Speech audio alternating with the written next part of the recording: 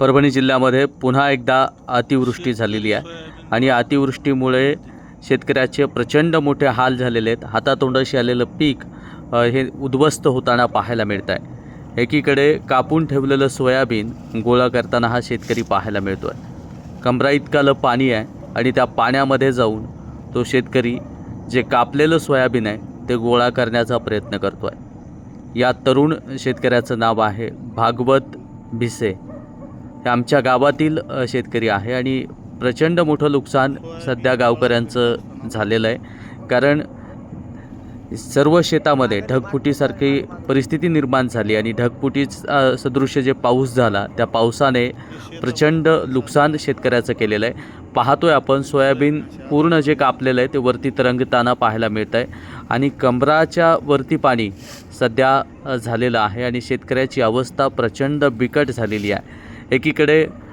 कुठल्याही शेतकऱ्याला मदत पुरेशी जाहीर सरकारकडून करण्यात आलेली नाही आहे आणि ह्या सगळ्या गोष्टीवरती मात करत का होईना शेतकऱ्याचं जे काही थोडंफार पीक शिल्लक होतं ते पीक कापण्याचा प्रयत्न केला आणि कापल्यानंतर रात्रीतच ढगफुटीसारखा पाऊस पडला आणि या पावसाने होत्याचं नव्हतं झालं। उद्ध्वस्त सर्व पीक झालं, वर्षभराची मेहनत वाया गेली आणि ती मेहनत पुन्हा एकदा कुठेतरी गोळा करताना प्रत्येक संकटावरती मात करत असतो तो शेतकरी।